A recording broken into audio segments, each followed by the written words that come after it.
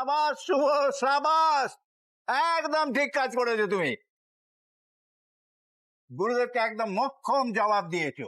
ঠিক বলেছো দাদু, এই জন্যই তো চারিদিকে শুভদীর নামে জয় জয়কার পড়ে গেছে। এই ভিডিও পুরো ভাইরাল।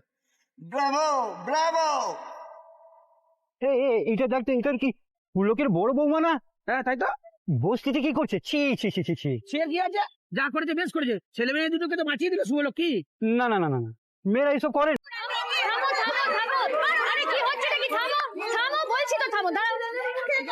দাঁড়াও, কি করছোটা কি তোমরা? কেন এগুলো করছো? ওরা তোমাদের গুরুজন, ওদেরকে এভাবে তোমরা সবাই অপমান করতে পারো না, কখনো পারো না।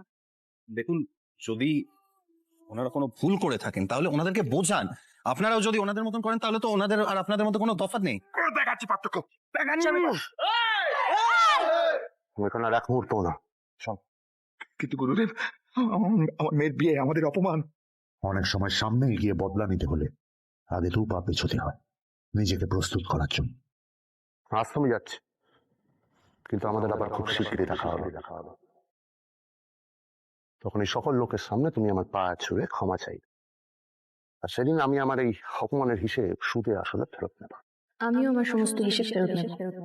যাও, বাড়ি যাও। ঠিক আছে ঠিক আছে ঠিক আছে। রিনাদি, যাও, ছেলে আর ছেলের বউকে বরণ করে এবার ঘরে তোলো। তোমরাও সবাই যাও রিনাদির সঙ্গে। আয় বাবা, চলো মা। এই যে বন্ধুরা, তোমরা দেখতে পেলে বিয়ে সম্পূর্ণ হয়ে গেছে। চারিদিকে একেবারে টান টান উত্তেজনা। আমাদের নতুনদের কিন্তু সুষ্ঠুভাবে বিয়ে সম্পূর্ণ করে দিয়েছে। এখন খাওয়া দাওয়া মজার সমস্ত কিছু হবে। তোমরা আর বাড়িতে বসে কি করবে? চলে এসো, টাটা। কমলি চপ, সোনামা অনেকক্ষণ একা আছে, ওকে তো। আরে তুমি চিন্তা করো না, সোনামাকে আমি পাশের বাড়ির ওই ঠাকুমার কাছে রেখে এসেছিলাম, ও ঠিকই আছে। চল, অনেকক্ষণ বেচারা না খেয়ে আছে, ওকে খাওয়াতে হবে। চল, তুমিও এসো। এই যে শোনো, শুভদীর রাগটা এখন একটু কমেছে মনে হয়, বুঝলে? এই হচ্ছে সুযোগ, ভাব করে নাও গিয়ে, ঠিক আছে? আর কমলি এখন একটু ডিস্টার্ব করবে না। আমি জানতাম শুভ বেশি দিন আমার থেকে দূরে থাকতে পারবে না। বুঝ ঠেলা কি রে? যাক, অ্যাটলিস্ট শুভ কোথায় জানা গেছে, এটা একটা বড় কথা। হ্যাঁ,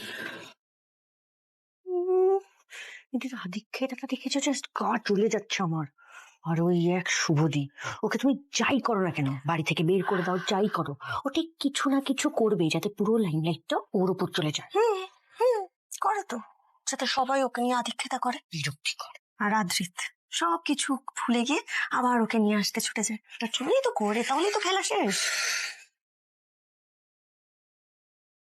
দেখছিস, আমাকে একটু দেখা না রে।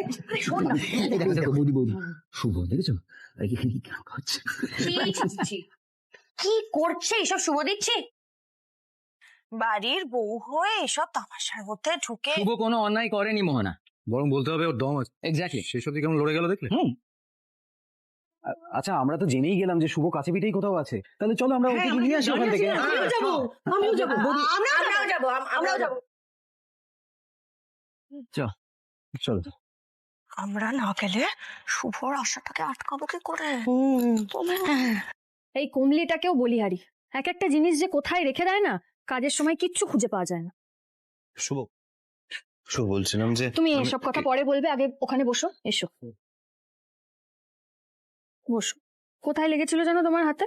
আগে ওষুধটা লাগিয়ে দিই, না হলে ইনফেকশন হয়ে যাবে। তাও দেখি। শুভশ্রী আগের মতো যত্ন করছে আমাকে, তার মানে নিশ্চয়ই আমাকে ক্ষমা করে দিয়েছে। শুভ, একটা কথা তো মানতেই হবে, আমরা যদি একসঙ্গে থাকি অ্যাজ এ টিম, আমাদেরকে কেউ কোনোদিনও হারাতে পারবে না। ভাগ্যিস আজ ঠিক সময় পৌঁছে গেছিলাম, বলে এই গুন্ডাগুলো যখন তখন তোমার উপর অ্যাটাক করতো। ঠিকই বলেছো আদি, আজকে তুমি না থাকলে আমি কোনোভাবেই রায়না আর সানির বিয়েটা ঠিকঠাক ভাবে দিতে পারতাম না। তুমি আমাকে যে সাহায্য করলে। শুভ, তুমি বিপদে পড়তে পারো আমি সেটা জানার পরও আমি তোমাকে বাঁচাতে আসবো না? তুমি আমাকে ধন্যবাদ জানাবে এর জন্য। শুভ, আমি তোমায় বলেছিলাম আমি সবসময় তোমায় প্রোটেক্ট করবো, সবসময় তোমার পাশে থাকবো। I really love you Shubho. Please চলো না, বাড়ি ফিরে চলো। দেখো, এখন তোমার একটা সেফ জায়গায় থাকার দরকার, নাহলে ওই গুরুদেবের গুন্ডারা যখনই ইচ্ছা আবার এখানে অ্যাটাক করতে পারে। প্লিজ শুভ, চলো না, বাড়ি চলো। ও আমাদের মধ্যে যা ঝামেলা জাগি হয়েছে প্লিজ ভুলে যাও। দেখো, অ্যাটলিস্ট আমাদের মেয়ের জন্য তো তোমাকে এখন সাবধানে থাকতে হবে। চলো না, বাড়ি ফিরে চলো না প্লিজ। আদি, এই কাজে আমি কিন্তু এটা জেনেই নেমেছি যে কতটা বিপদ আমার হতে পারে। তাই এখন সবটা সামলানোর দায়িত্বও আমার নিজের। বরং আমি তোমাকে বলবো, আমার জন্য শুধু শুধু তুমি এসবের মধ্যে নিজেকে জড়িও না। আর তাছাড়া তুমি যেই পরিবারে আমাকে ফিরে যেতে বলছো, সেই পরিবারের মানুষগুলো আমাকে কোনোদিনও ভরসা করতে পারেনি। সেখানে এই যে বস্তির মানুষ যাদেরকে তুমি দেখলে, তারা বিপদের দিনে আমার পাশে এসে দাঁড়িয়েছে, আমাকে আপন করে নিয়েছে। তাই এখন ওদের পাশেও তো আমাকেই থাকতে হবে, তাই না? তার মানে কি তুমি আজও বাড়ি ফিরবেন? ফিরতে পারবো না আদি, তোমাকে তো আমি আগেও বলেছি, ওই বাড়িতে আমি ফিরতে পারবো না। আমি ওই বাড়ি থেকে বেরিয়েছি নিজের পরিচয় খুঁজবো বলে, নিজের পায়ে দাঁড়াবো বলে। আর জানো তো আদি, আজকাল না মনে হয় আমি যেন নতুন করে নিজের আত্মবিশ্বাস ফিরে পাচ্ছি। শুধু মনে হয় যে পৃথিবীর যে কেউ, যে কোনো শক্তি যতই আমাকে দমাতে চাক না কেন, কিছুতেই পারবে না, কোনোভাবে আমাকে হারাতে পারবে না। এই শুভলক্ষ্মীর মধ্যে এখনো কিছু সাহস বাকি আছে। তুমি রাতে এখানেই খেয়ে যাবে, দাঁড়াও আমি তোমার খাবারের ব্যবস্থা করি। আমরা সবাই তোমার উপর খুব অন্যায় করেছি, তোমাকে খুব হার্ট করেছি, তাই তোমার এত অভিমান। কিন্তু যতদিন না সেই অভিমান ভাঙাতে পারছি, ততদিন আমিও হার মানবো না।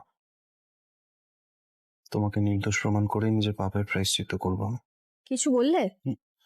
না না, কিছু বলো।